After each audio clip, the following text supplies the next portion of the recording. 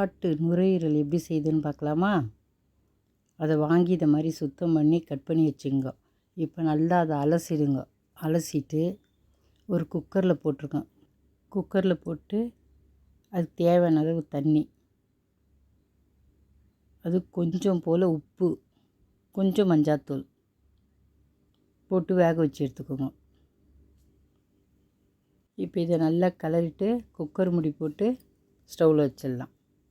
இப்போ அது தேவையான பொருட்கள்: வெங்காயம், தக்காளி தொக்கு பண்ணுறதுக்கு இது மாதிரி பொடிசாக கட் பண்ணி வச்சுக்கோங்க.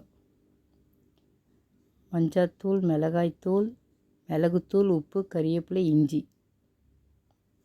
கடுகு, இஞ்சி நல்லா இது மாதிரி நெசுக்கி வச்சுக்கோங்க. சோம்பு,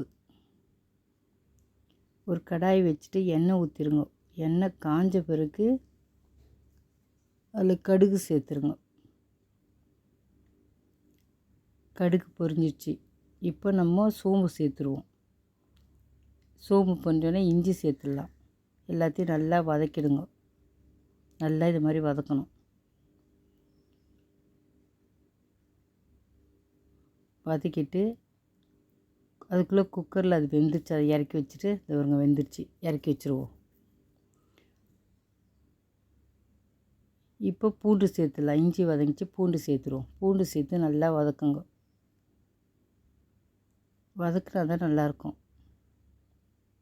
இனிமேல் நல்லா வதக்கினே இருங்க.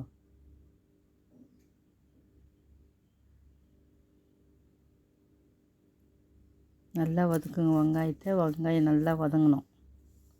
கை விடாமல் வதக்குங்க. வெங்காயம் ஓரளவுக்கு வதங்கிடுச்சு.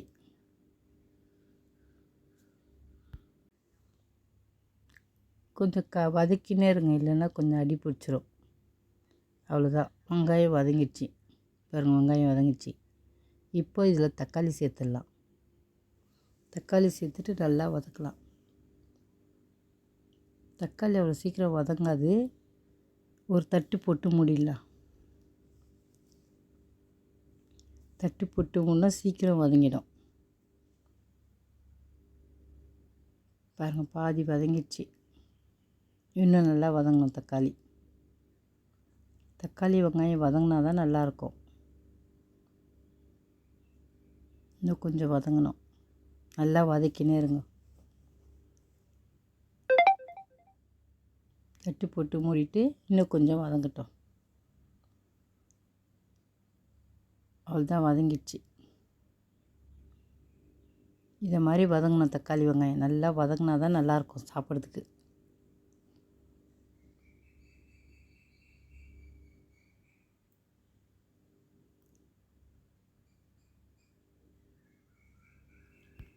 தக்காளி நல்லா வதங்கிச்சு. கொஞ்சம் போல் தண்ணி ஊற்றிங்க. நம்ம வேக வச்ச கறி எடுத்து அதில் ஊற்றிடுங்க. ஊற்றிட்டு மஞ்சாத்தூள், மிளகாய்த்தூள், உப்பு, கறிவேப்பிலை,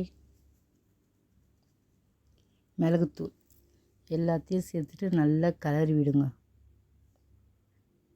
நல்லா கிளறணும். அப்படியே விட்டுறாதீங்க, நல்லா கிளறி விடுங்க. இது மாதிரி.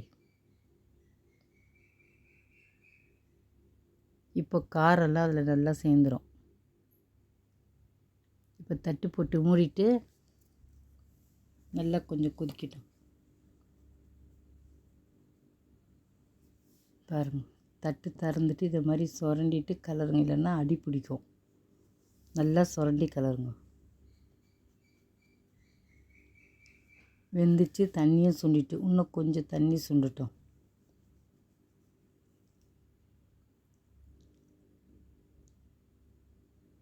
இப்போ இதை எடுத்து நம்ம சாப்பாட்டில் போட்டு பிசைஞ்சு சாப்பிட்லாம். இன்னும் கொஞ்சம் திக்காகிடுச்சுன்னா தொட்டுன்னு சாப்பிட்லாம். சாப்பிட்டு பார்த்துட்டு எப்படி இருக்குன்னு சொல்லுங்கள். நீங்களும் இதே மாதிரி செஞ்சு பாருங்கள். சாப்பிட்றதுக்கு இது ரொம்ப நல்லாயிருக்கும். ஈஸியாகவும் செஞ்சிடலாம். இது ரொம்ப கஷ்டம் கிடையாது. அவ்வளோதான். பாருங்கள், சுண்டிச்சு பாருங்கள்.